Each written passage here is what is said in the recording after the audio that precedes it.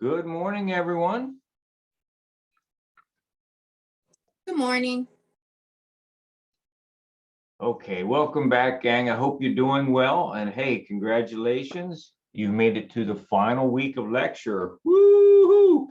Right? So things are wrapping up here quickly. So, do your best to stay energized, stay focused. 2 weeks from basically 2 weeks from today, you'll be all done here, okay? And you'll be able to take a well-deserved break. So hang in there.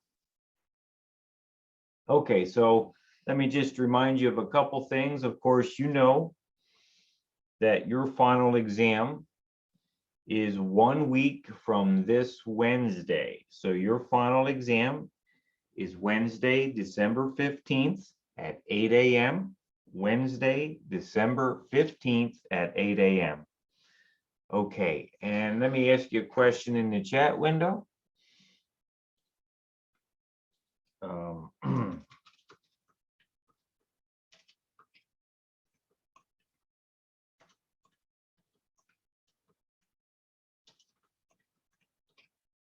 Here it comes.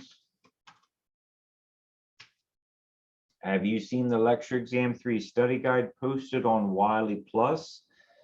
This is your final exam study guide, okay?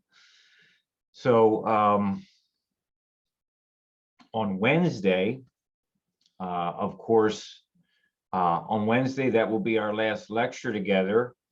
And so I would ask that you please read over the study guide for the final exam so that if you want to ask anything during Wednesday's class about any content for the final exam, you can do that, okay? So please at least read over it so that you could potentially ask a question on Wednesday. Okay, so you're also aware that Wednesday is the third lab exam of the semester. So at 9:30 on Wednesday, you'll log into ClassMarker, take your lab exam, and when you're done with it, you can scream and shout because you are all finished with your laboratory obligation for the semester. Okay. All right, folks, do you have any questions right now?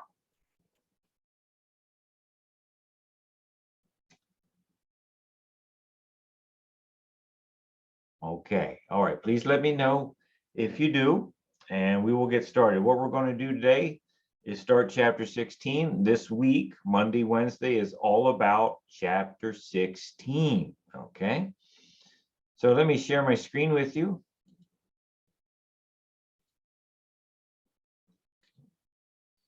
And we have our note-taking document set up here, and we're ready to go. Okay.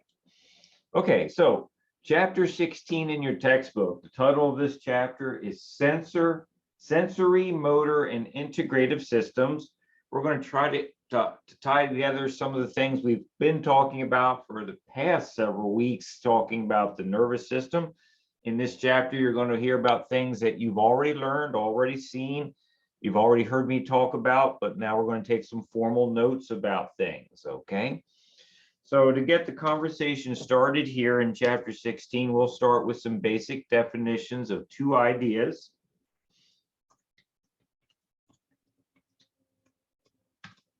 Okay. We've been talking about for some weeks now, and honestly, since the beginning of the semester, we've been talking about, your body detecting a variety of stimuli, such as cold air outside and things like that. We started talking about that during chapter 1, right? So we've talked about that. Now we just need to put some more formal language on things. So the first word that we're going to define, and I'm on, in my textbook, it's page 570. It's the very first section of chapter 16 called sensation. Okay, sensation. Sensation is the conscious or subconscious, okay? So you might be aware of it consciously, or you may not be aware of it. The conscious or subconscious awareness of changes in the external or internal environment. So by external environment, I'm talking about changes in things that are outside your body or internal environment, we would talk about things that are changes inside your body, typically things that are detected by your internal organs, such as blood pressure changes, things like this. So the conscious or subconscious awareness of changes in the external, outside the body, or internal, inside the body environment. Okay, so let's compare that to a slightly related term. The related term is perception. Perception, okay? Perception is the conscious awareness of sensation, okay? So if you're consciously aware of the sensation, that is perception.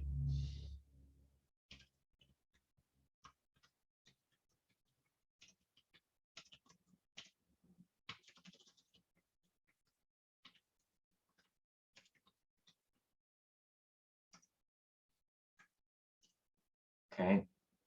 So for you to be consciously aware of a sensation, for you to be consciously aware of a change in your body, outside your body or inside your body, that change in terms of the electrical information that's entering your spinal cord and brain, it has to reach up to the cerebral cortex. In other words, the cerebral cortex is going to have to be made aware that something's going on for you to consciously realize that something is happening.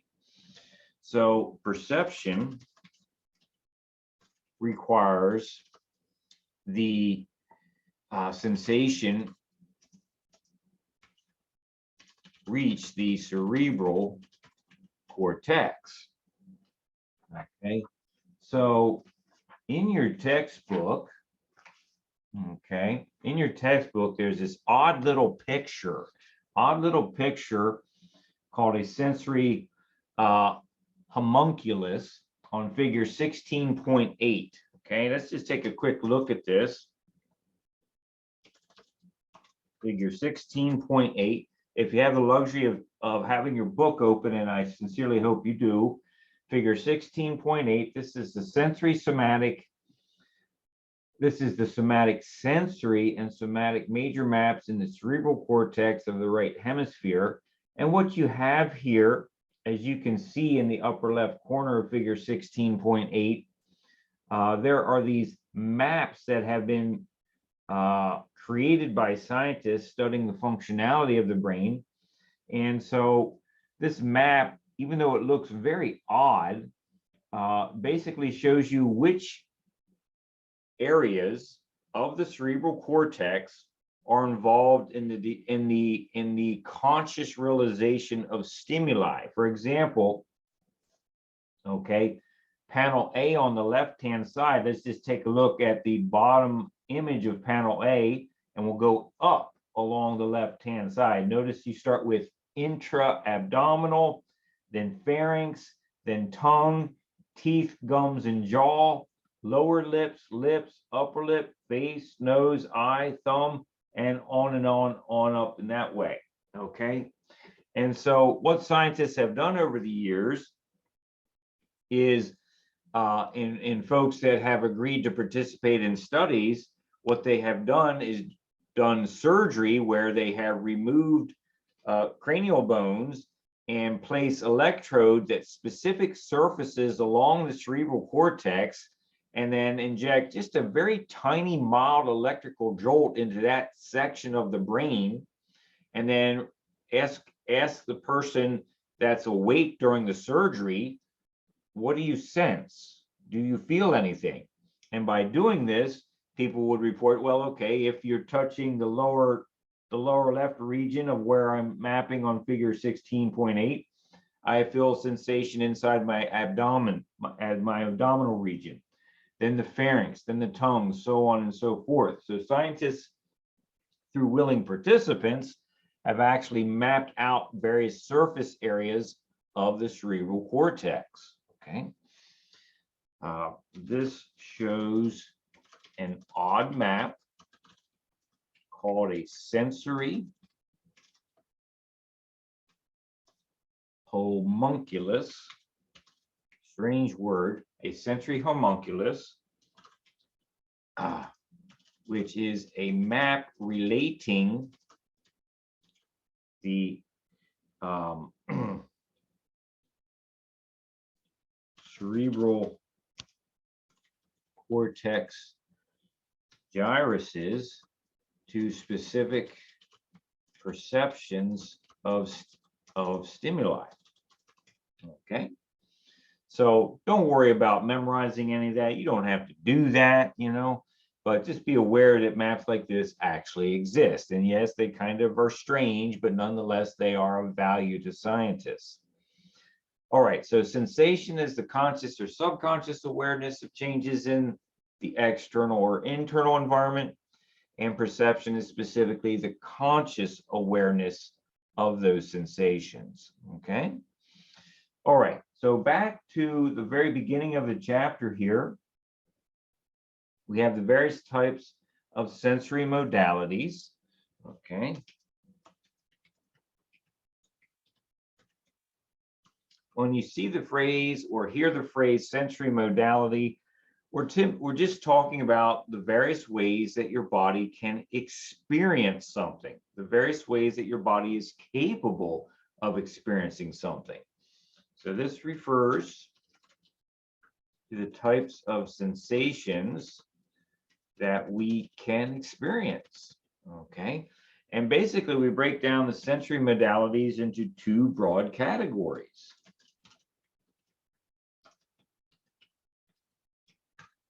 Okay. They are the general senses,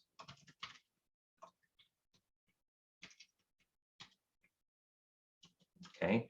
The general senses are going to include our somatic senses and our visceral senses.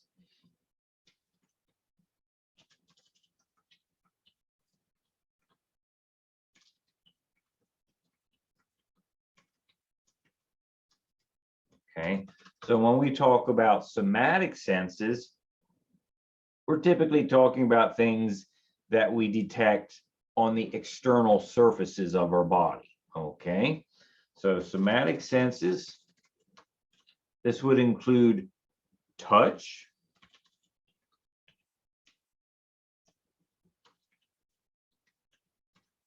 pressure, vibration, itching, tickle, warmth, coldness, and a fancy term, which you may or may not be aware of, called proprioception. Okay, proprioception is a fancy way of referring to your body's awareness of where it is located in three-dimensional space. Okay, so let me just define that for you very quickly so that you're not swimming around on that. Proprioception refers to your body's awareness of where body parts are in three-dimensional space. Okay, so you might make the argument that professional athletes have a very well-tuned sense of proprioception because you can have an NFL linebacker running down the football field and they can look behind them and see a ball coming over, and they just have the uncanny ability to reach out their arms and grab that ball and bring it in. And the only way you can do that is to have a keen sense of proprioception, right? Athletes tend to have a keen sense of where their body parts are in three-dimensional space. Okay, and you think about it, typically toddlers that are just learning to walk, right? They lose their balance pretty quickly and they might bump into things because they don't have a very good awareness of where their body is in relation to a wall or a piece of furniture or something, a dog that's standing in front of them, something like that. And it takes time for those senses to mature and develop. Okay, so somatic senses includes the list that we've just put in your notes. We also have our visceral senses. Visceral senses would include things like pressure, so such as, blood pressure inside the carotid artery or something like that. So this includes pressure. It includes stretching. So, if the aorta coming off the heart is stretching and your brain becomes aware of it, that is a visceral sense. Chemical detection. Okay, so there are numerous locations in your body that will monitor blood gases, the heart being one major one, which will then cause nerve impulses to be sent up into the brain so that your brain knows about the status of oxygen and carbon dioxide in the bloodstream. So chemical detection is a visceral sense. Nausea. As unpleasant as it is, nausea is an example of a visceral sense. Hunger, right? And when I say hunger, I'm talking about the physical need for food. Okay, so when literally you've been doing an activity all day long, you haven't had a chance to eat, your belly starts rumbling and you really feel hungry, that's what I mean by hunger. I'm not talking about the fact that you've just eaten a sandwich and now you'd like a little bit of ice cream. Okay, when you're full, but you'd like to have a little bit of ice cream, that's called appetite. Okay, you have an appetite for something. But hunger is the body's true need for nutrition. Okay, so hunger is a visceral sense. And then, of course, your internal organs do also have the ability to detect changes in temperature. Okay, I mean, think about what happens when you have a fever because you have an infection. Okay, so temperature, changes in temperature are not also part of the somatic senses, but also part of the visceral senses as well. All right, so we have general senses, and then we also have the special senses. And special senses people tend to be a bit more comfortable with because you're used to thinking about your senses from this perspective. And truth be told, you're learning a lot about that anatomy for Wednesday's lab exam, right? Special senses would include things like smell. Okay, and we've grown up in a world where you're used to smelling the aroma of grandma or grandpa cooking, right? So smell, taste, vision, hearing, and balance. These are your special senses. Okay.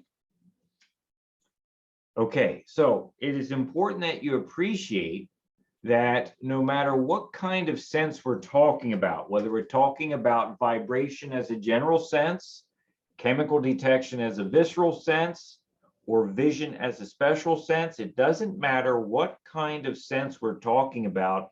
It's important to realize that the sensations we have start out by agitating a single neuron. Okay, no matter what sensory modality we are speaking about, it is a single sensory neuron that transmits information into the central nervous system. It all starts with a single sensory neuron, no matter what kind of modality we are detecting. Okay.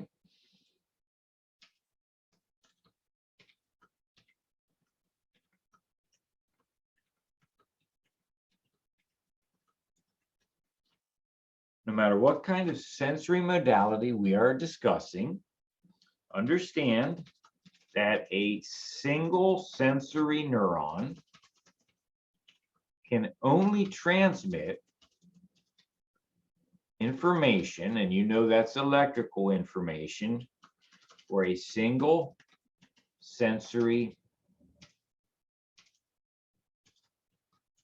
modality. Okay, so what I'm saying to you is this, that if you were touching a surface with your fingertips, right, your skin, if you activated a neuron that was communicating vibrational information, that same neuron would not be capable of sending information about the surface temperature of the object you're touching, because a single neuron is specialized to detect a single kind of sensation, a single kind of stimulus. You will not have a single neuron sending information about two different types of sensations simultaneously. That does not exist. It's never been discovered. One neuron, one kind of sensation. Okay. All right. Any thoughts or questions so far?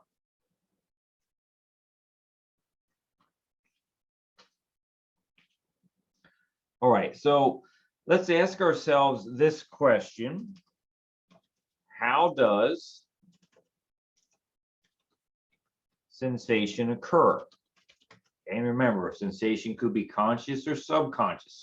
We're not going to worry too much about that. I mean, if we had more time, right, we could talk about things like subliminal messages in advertising and things like that, which are subconscious and actually illegal in the United States of America. Okay, but how does sensation occur? To address this, we'll be taking a look at figure 16.1.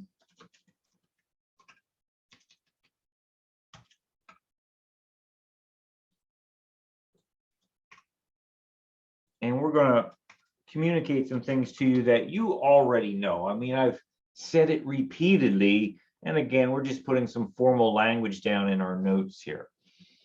So how does sensation occur? Number one, and I think you know this, the first thing that has to happen is that you get stimulation of a sensory receptor.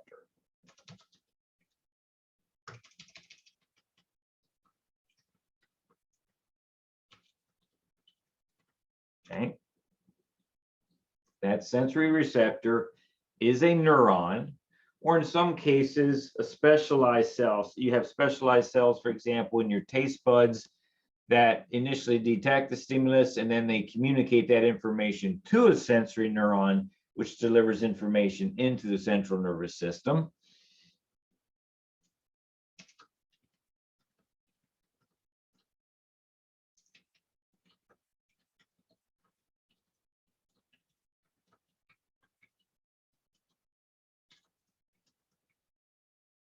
Okay.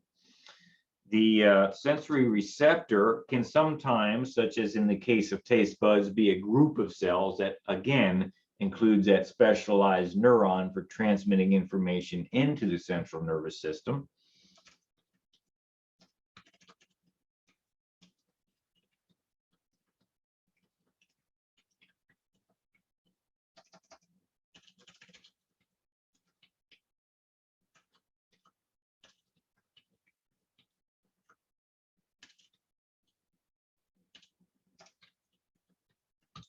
All right, so I'll just give you that example here as the taste bud.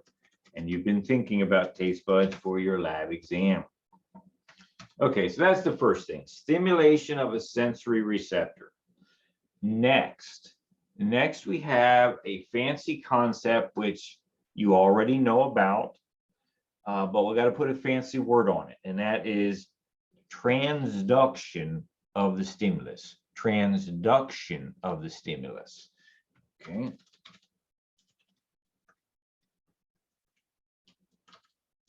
So the word transduction in the context of which we are using it here simply means to convert information. Okay. So transduction means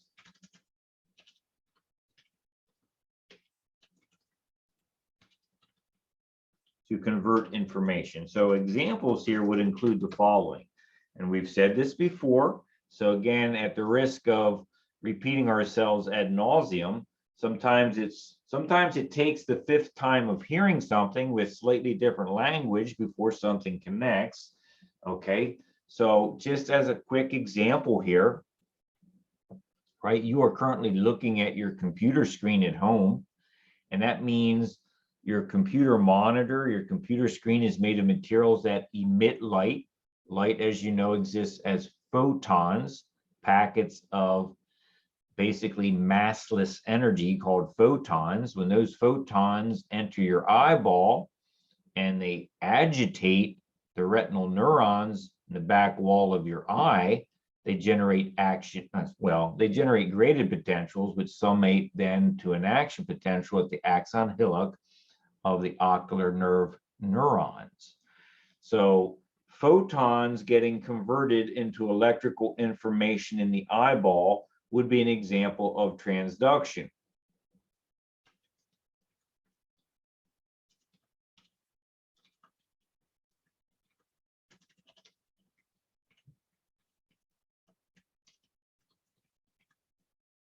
Okay, a second example. Let me give you a second example here.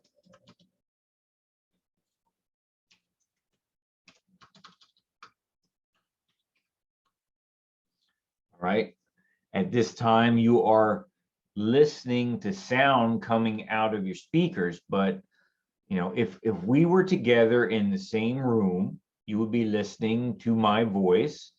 And so my vocal cords are in my larynx, right? The voice box.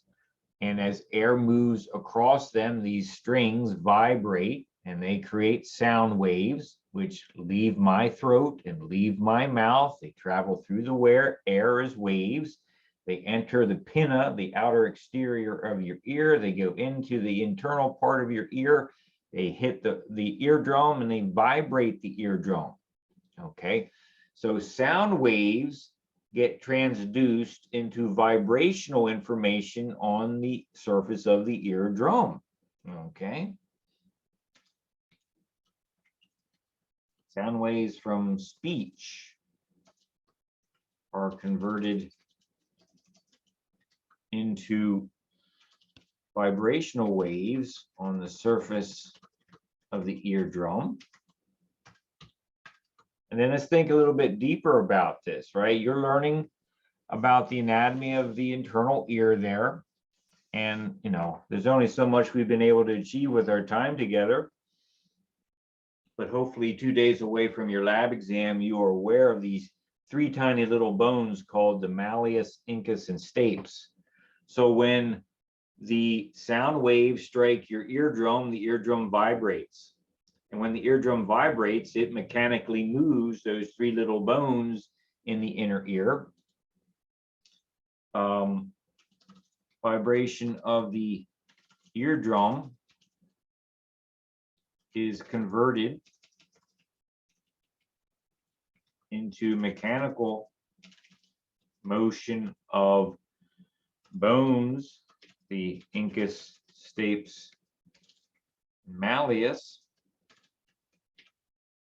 Okay, so what I'm trying to get you to see is that you can have transduction happening multiple times to enable your body to perceive something. Your perception of sound waves actually involves multiple transduction events. You have the sound be converted into vibrational energy on the surface of the eardrum. As the eardrum vibrates, it moves those 3 tiny little bones. So you're taking vibrational motion and converting it into physical motion of the bones. When those tiny little bones move, they push up against the oval window of your cochlea, and that causes liquid inside the cochlea to slosh around, which moves tiny little hair cells in the inner ear. When those tiny little hair cells move around in the inner ear, they generate graded potentials in your ear nerve, which sends electrical signals to the brain, right? So there's multiple transduction events taking place here. And let's get this last one here. Motion of ear bones ultimately generates electrical signals inside the cochlea. Okay, so that's what I mean by transduction of the stimulus. That means converting the information from light to electrical information, from sound waves to vibrational information, from vibrational information to physical information, motion of the bones in the ear. Physical motion of the bones ultimately leads to the production of electrical signals inside the cochlea, and that transmits information into the brain, and you are aware that you're listening to your teacher or you're hearing your dog bark or whatever sound you're listening to. Okay, any questions, gang?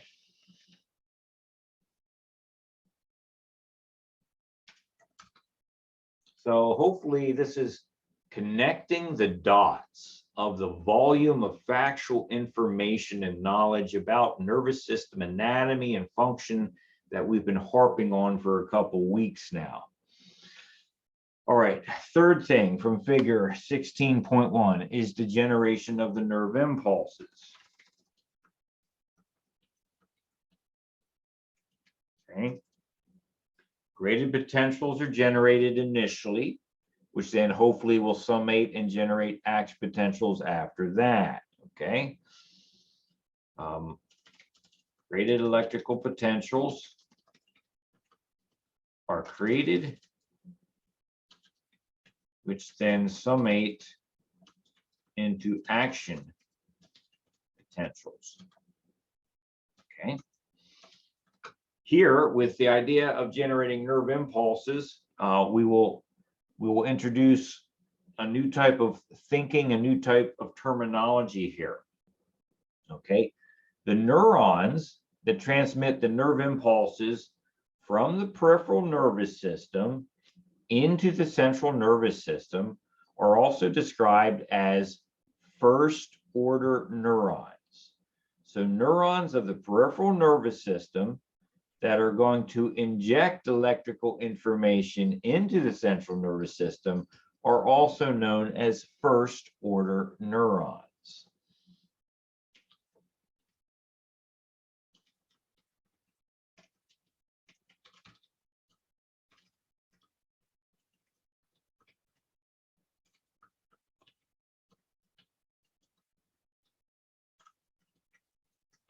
Okay, so I'm just going to introduce that term at this point.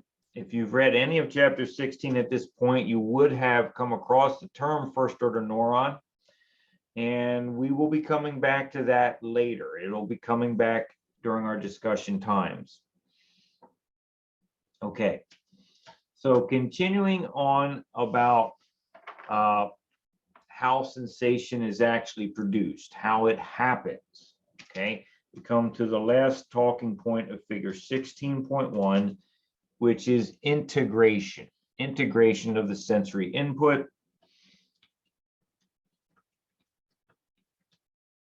Okay, and so you remember from last class, last talking point, chapter 15, we were talking about the scary movie experience, and you were looking at a screen and you could see Frankenstein moving towards you, and there was some region of your brain that was telling you, oh, that's Frankenstein, that was the occipital lobe, and another region of your brain, typically the limbic anatomy, including the hippocampus and so forth, was saying, okay, when I see Frankenstein, I should probably be scared because that's a scary image, right? So it overlaid the emotional intensity of the experience you were having.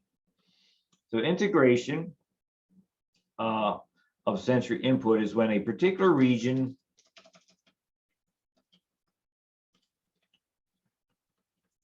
of the central nervous system receives and processes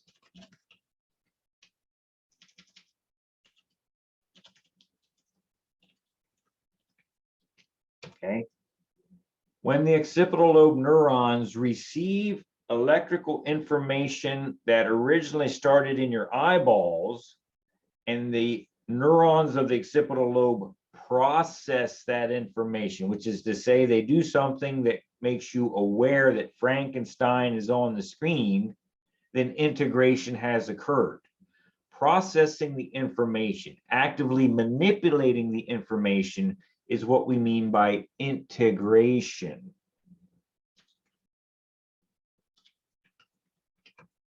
Okay, so you might make an argument that if somebody receives some sort of sensory information from which they're not able to wrestle with it in any meaningful way, that really integration has not been successful. Okay, you might see an image of something and you just don't know what to take from it. You don't know what it is. You don't know how you should feel about it. You're kind of drawing a blank slate here. Well, then, integration has been attempted, but it hasn't produced a meaningful result. Okay, um,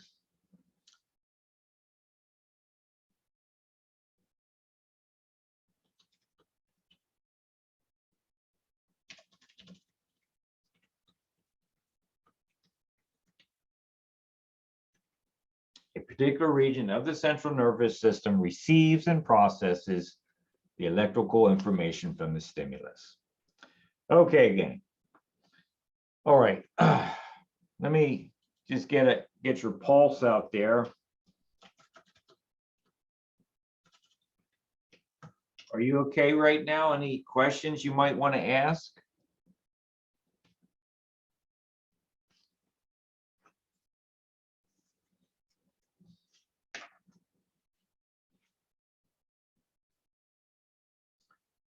Okay, thanks for the feedback, folks. Please feel free to ask questions along the way.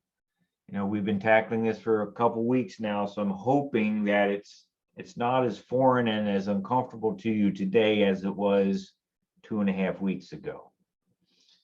All right, so we can turn the page in our textbook, and actually a couple pages, and I'm going to start talking to you about different types of somatic sensations documented in chapter 16. I'm specifically at section 16.2 of your textbook, section 16.2, the somatic sensations.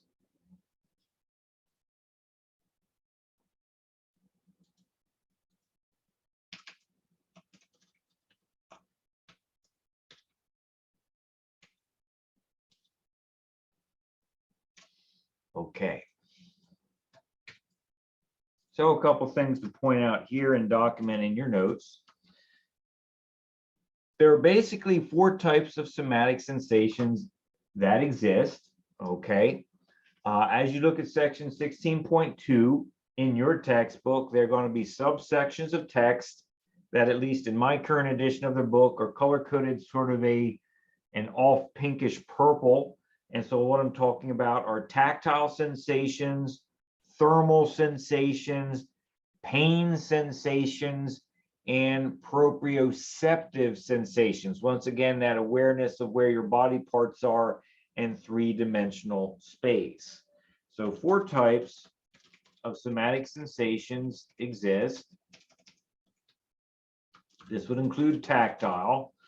And please understand, when we say tactile, that's going to involve a variety of subtypes. That's going to include touch, that's going to include vibration, itch, tickling, and pressure. Maybe we should list it out this way. So we'll do it this way. So 4 types include tactile. This includes touch, vibration, itch, tickle, proprioception.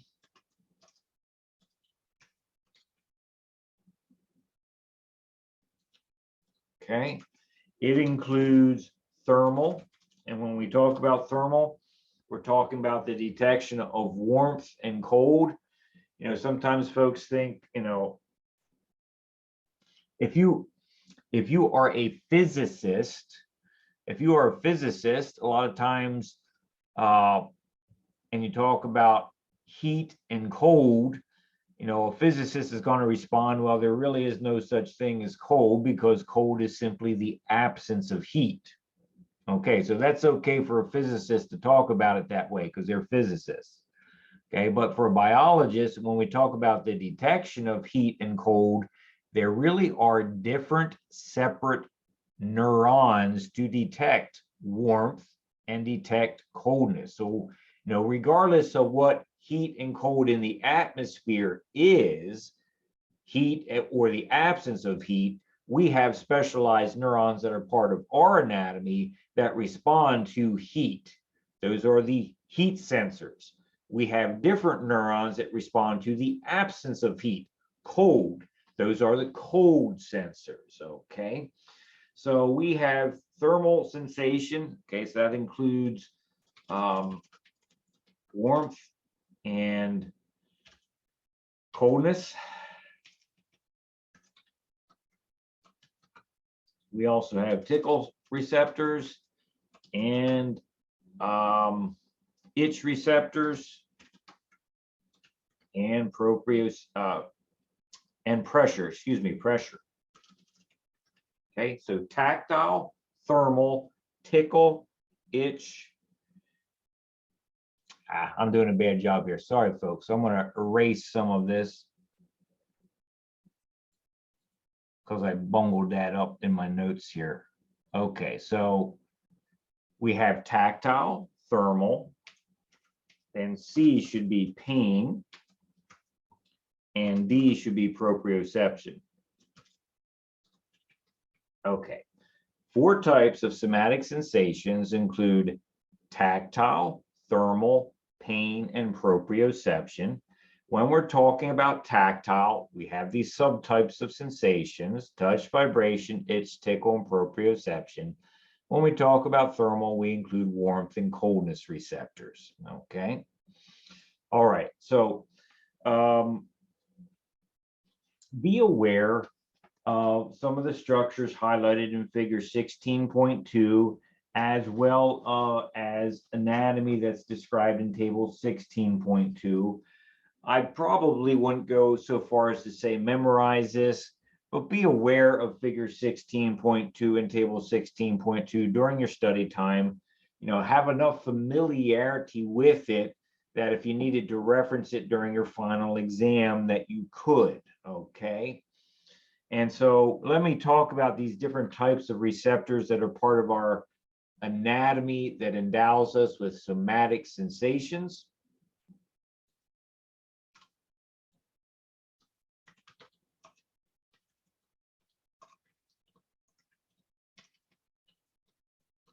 Okay, table 16.2. All right, and so I'm not going to reproduce the entire table in your notes, but at least we should talk about a few things as we go along the way. So first we have the corpuscles of touch, right? And so I'm currently looking at table 16.2 in your textbook. Okay, corpuscles of the touch detect the onset of touch, and they also allow your body to detect low frequency vibrations.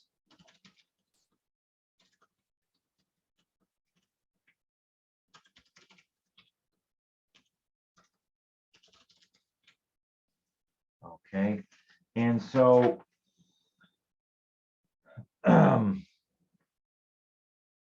if you're looking at figure 16.2, these corpuscles of touch are also called tactile corpuscles. So if you're looking at figure 16.2, we're going to go back and forth between table 16.2 and figure 16.2. The corpuscles of touch are the tactile corpuscles of figure 16.2. Let's document that. Also known as tactile corpuscles. Okay. So once again, in your notes, I'm going to reference figure 16.2 and table 16.2. Okay, so low frequency vibrations, corpuscles of touch. We did talk about corpuscles of touch when we talked about the skin anatomy, right? We did talk about these things a long time ago in chapter 5. We also talked about hair root plexuses. That's number 2. So figure 16.2, take a look at the hair root plexus.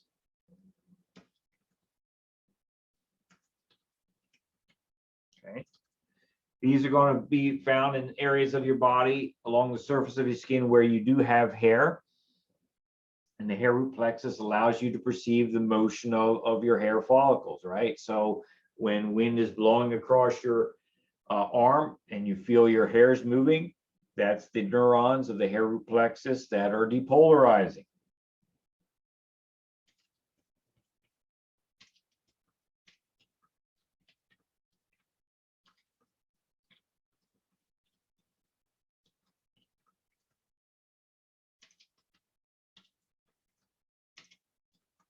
Okay, third type of receptor.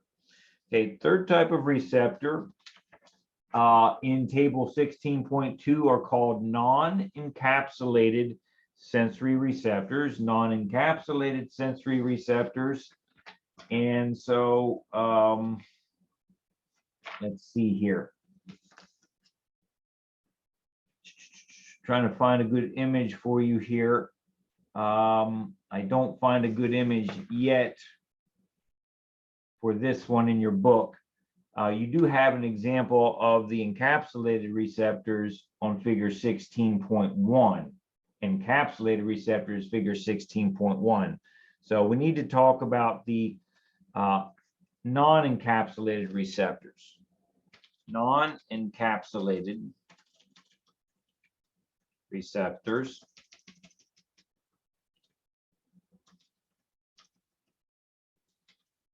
Okay. Non-encapsulated receptors sense continuous touch and pressure.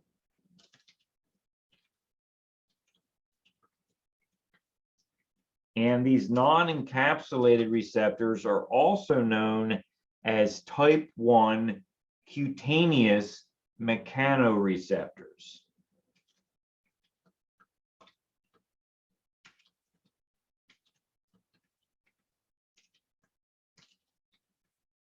Okay. So the second type that we have here to talk about, the second type of mechanoreceptor, are the bulbous corpuscles. Bulbous corpuscles are talked about in figure 16.2. Okay, figure 16.2, the bulbous corpuscles. Okay. So yeah, okay. I must have gone too fast with my eyes. Figure 16.2 does show you the non-encapsulated sensory corpuscles. Do you see that, folks, at the top of figure 16.2 there? Okay, so all we're doing is putting these things into your notes, and these pieces of anatomy, which are largely embedded in your skin, allow you to perceive these various kinds of somatic sensations. All right, so corpuscles of touch, low frequency vibration, hair root plexus, motion of body hair, non-encapsulated receptors. These allow for continuous touch and pressure sensations. We also have the bulbous corpuscles.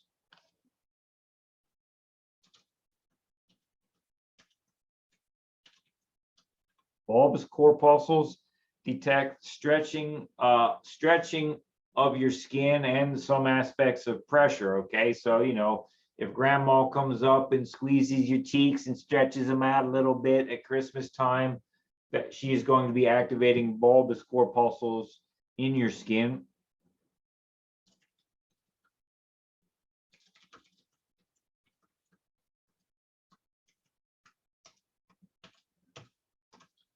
Bulbous corpuscles are also known as type 2 cutaneous mechanoreceptors.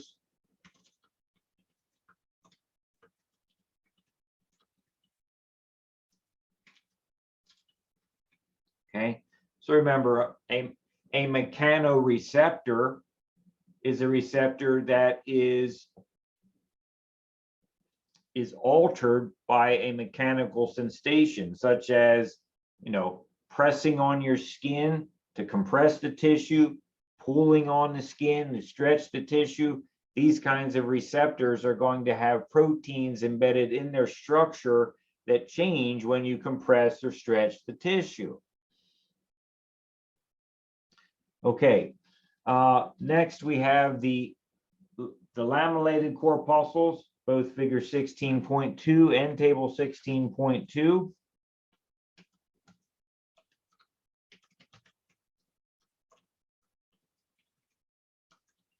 Laminated corpuscles allow you to detect high frequency vibrations.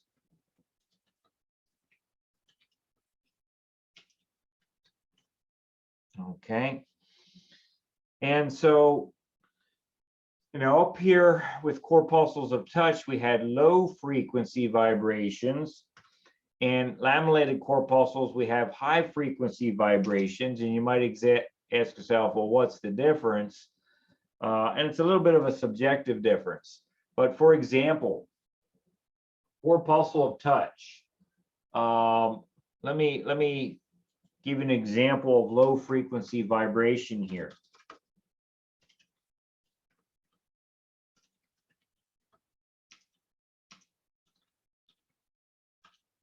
Okay, so let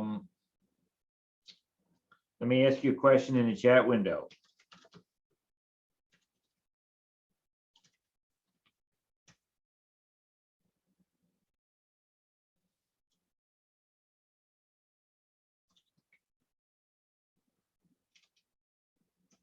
Hold on.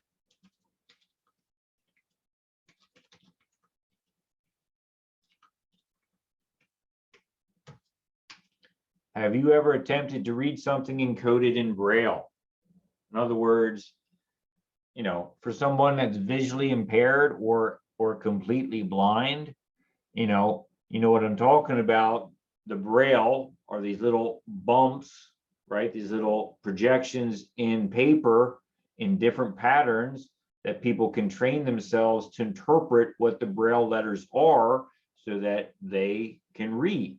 Okay, so Braille, the idea of scanning your fingers across Braille to read something, that would be an example of low frequency vibration. So making an attempt to read in Braille, okay?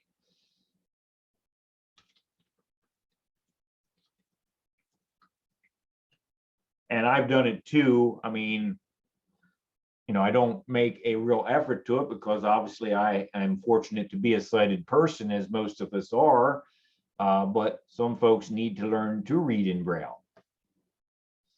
Okay, an example of high frequency vibration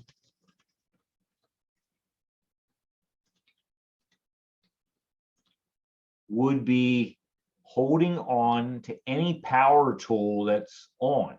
So a drill, a circular saw, a weed whacker, heck, holding on to the handle of your lawnmower while it's running.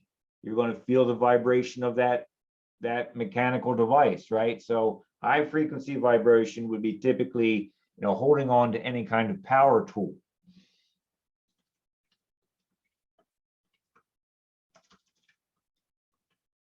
Okay, so folks, hopefully that's not too horrible for you. These are not hard things, even if they're not terribly exciting things. They are part of our anatomy. They're part of things we're going to be testing you on. So be aware of these terms. Again, I don't think I would bother memorizing things, but I would be aware of them so that you can access them efficiently in your textbook during an exam. Okay, let's continue here. So obviously, the things we've just documented here: corpuscles of touch, hair root plexus, non-encapsulated receptors, bulbous receptors, lamellated corpuscles. These are part of the tactile receptors of table 16.2. Table 16.2 also includes your itch and tickle receptors. Okay, so we'll put those down. Itch receptors and tickle receptors. Okay, you all know what it's like to be tickled. Some of us are more or less ticklish. That's because we are different anatomically. We have different varieties and abundances of tickle receptors at different locations, right? Some of us are very ticklish under the armpit, others not so much. Okay. All right. So those are the tactile receptors. Okay. And I can at least subcategorize these here.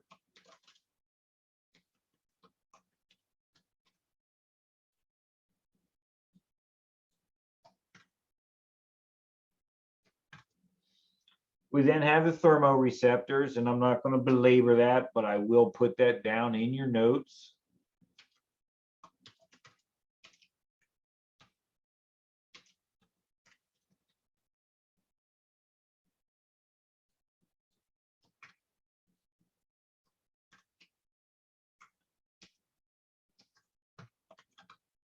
So we have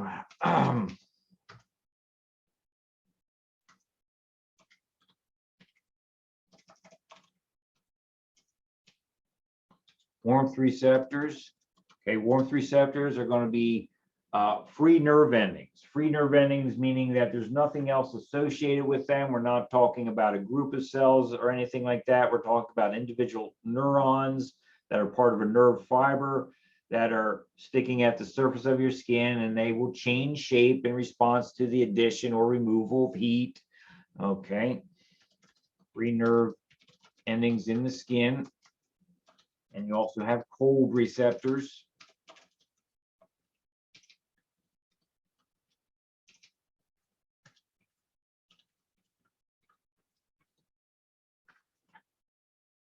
Okay, so you see that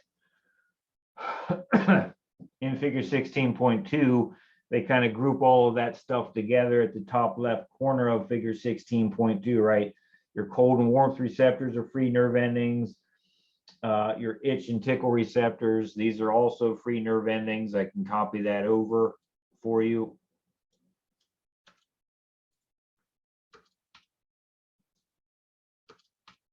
Okay. All right, and then we have the pain receptors. Okay.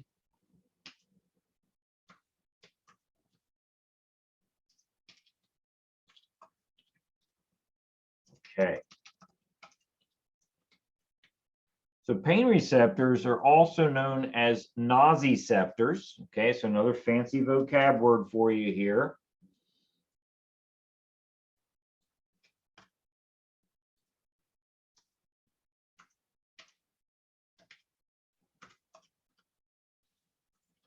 Pain receptors are also known as nociceptors, Nociceptors, nociceptors. Okay.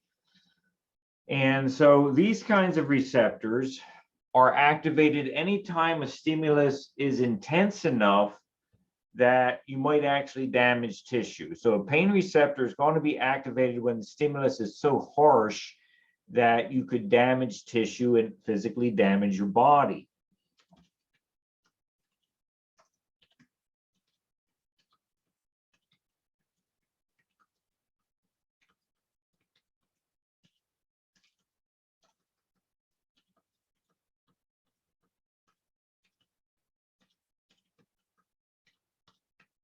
Okay. Now, in terms of pain, your book does talk a little bit about the different types of pain, and I'm going to make just a couple quick comments here. As you look at page 576, there's a subheading called types of pain. Okay. And so we don't have too much time here, but there's different types of pain, right? You're going to have fast pain and you're going to have slow pain.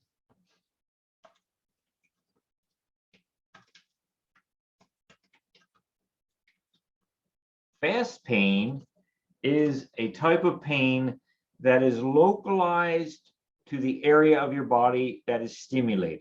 Okay, it's localized to that specific location. Okay.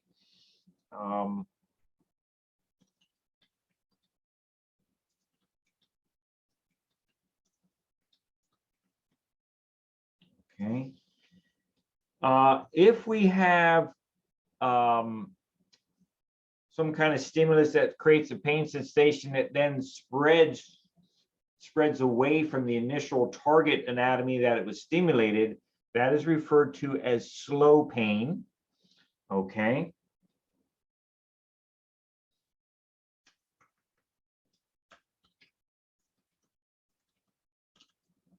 Pain that spreads out away from the stimulated area. Okay.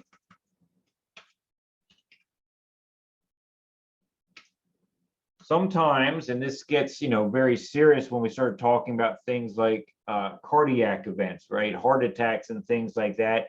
You will have the visceral pain, right? So the visceral pain, when you feel pain in your chest at the heart, that's going to be fast pain because the heart itself is experiencing the sensation. That's where it originates. However, when you feel, as you've heard, folks that have had a traumatic event such as a heart attack, they'll talk about having pain radiating up their neck and into their jaw or along their arm, right? That's going to be slow pain. That's going to be the referred pain of the heart attack. Okay, so slow pain is also known as referred pain. Okay, so when a person experiences a heart attack, the pain around the heart would be fast pain, and the pain that radiates down the arm would be referred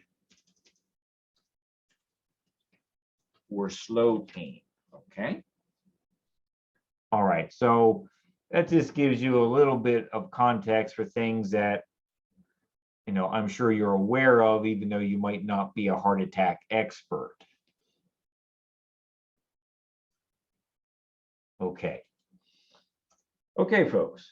So, figure 16.3 does show you some anatomy of referred pain. You notice there the heart, right, color-coded red, and notice the pain going down the medial side of the left arm there in that image, right? And you have a variety of other pain, from look at the ovaries, look at the kidneys, things like this. Okay. All right. It's odd when you look at the distribution of referred pain in figure 16.3. It's odd that you'll see things like liver and gallbladder pain up in your shoulder, right? What in the world's going on here, right?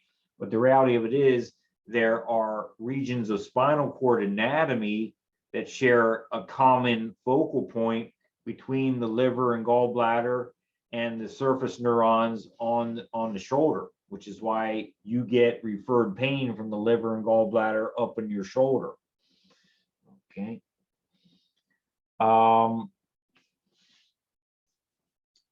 So maybe I'll mention that as one more piece of information here.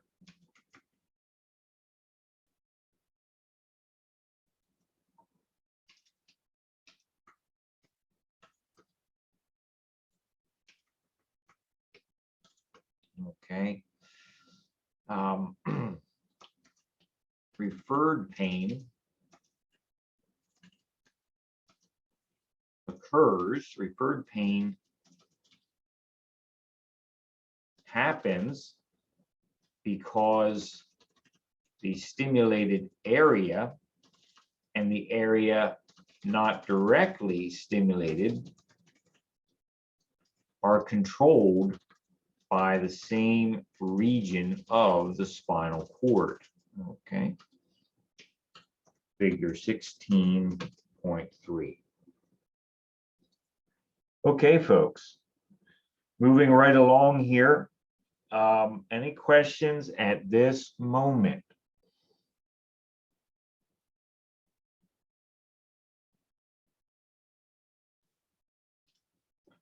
All right, so we talked about tactile receptors, we talked about thermoreceptors, we talked about pain receptors. Okay, there's another category of receptors, which are the proprioceptors of table 16.2.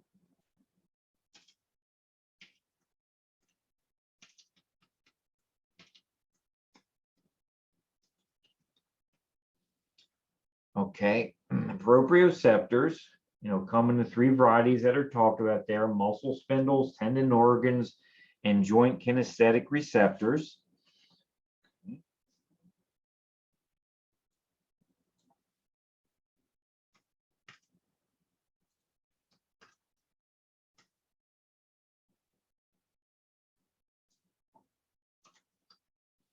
Okay, so proprioceptors come in three varieties. They are muscle spindles, tendon organs, and joint kinesthetic receptors. Okay, so first we have the muscle spindles. Okay, you do have an example of muscle spindles on figure 16.4. Muscle spindles, we talked about in this course, we talked about the physiology of muscle contraction, right? Remember we talked about sarcomeres and the myofibrils and all that kind of good business. We talked at great detail about that. But there's a different aspect of muscle physiology we never touched on at all.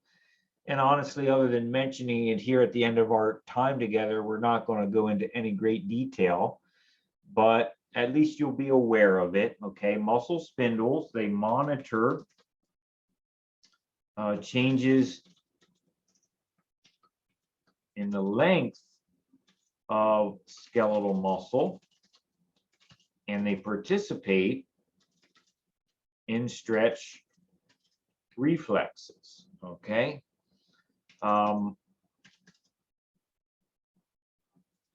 So when I talk about a stretch reflex, I'm talking about, if you've ever been sitting in a doctor's office and getting a routine physical exam, and they take one of those tiny little pinkish red triangular shaped rubber mallets, and they hit right below the knee, right at the patellar tendon. Excuse me. They hit the patellar tendon, and then your lower leg goes forward. That would be an example of the stretch reflex.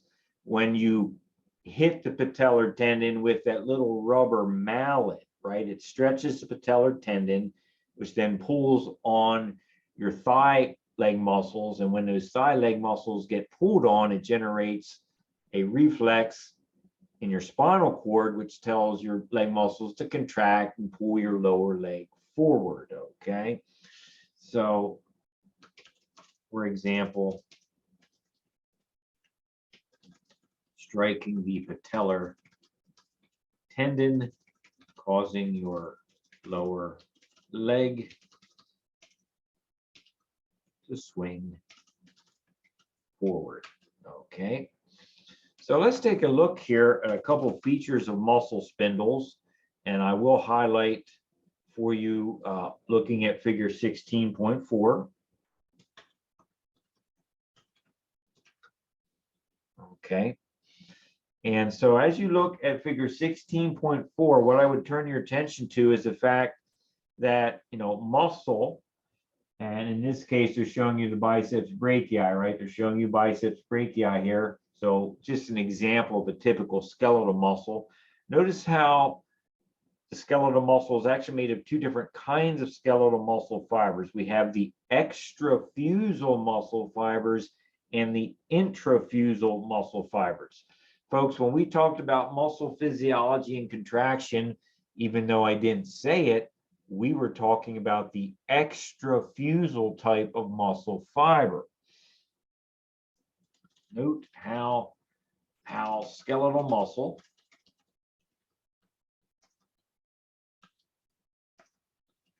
like the biceps brachii is really made of two types of muscle fibers. Okay, those muscle fibers would be extrafusal and B, intrafusal. Okay, the extrafusal fibers, I hope you can see this as you glance your eyes on figure 16.4. The extrafusal fibers, once again, are the type of skeletal muscle fiber we talked about during muscle contraction.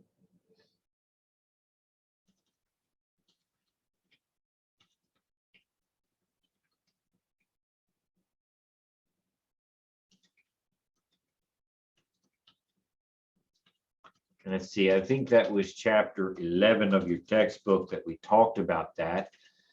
Extrafusal fibers are the quote unquote normal muscle fibers that we talked about in chapter 11 involving muscle contraction.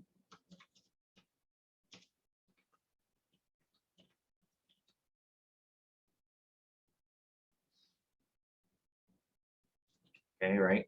So when the biceps brachii contract, your lower arm swings upward, right? You bend your elbow. Those are going to be the extrafusal fibers.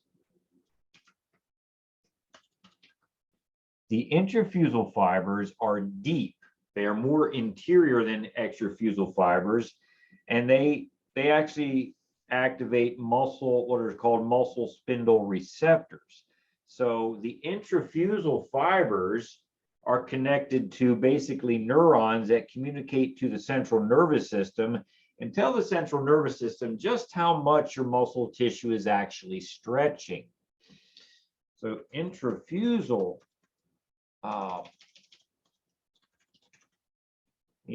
after you were done with chapter 11, you didn't figure it would get any more complicated, right? But it always does, right? It always does. Intrafusal muscle fibers are deep to the extrafusal fibers, and represent the muscle spindle receptors, which communicate information into the central nervous system about how much the muscle is stretching. Okay, so information from the intrafusal muscle fibers of typical skeletal muscle tissue is going to send information into the central nervous system. And what we do know is that information coming from the intrafusal muscle fibers is going to help your cerebellum coordinate your balance, to coordinate skeletal muscle contraction, to maintain balance, okay? Information from the intrafusal fibers is used in part by the cerebellum to maintain and coordinate your sense of balance. Okay. All right. Oh, let's see, folks. Okay, so that would be figure 16.4, talking about the muscle spindles. Okay. Do you have any questions right now?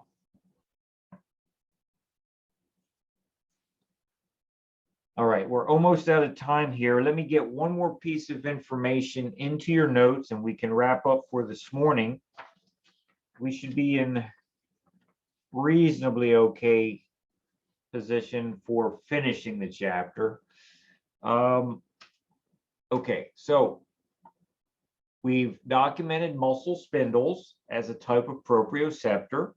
There are also these things called tendon organs, okay? In figure 16.4, the bottom left of the picture, you see a tendon organ capsule, a tendon organ capsule, okay? So letter C here in your notes are the tendon organs. Tendon organs are located at the junction of a tendon and a muscle.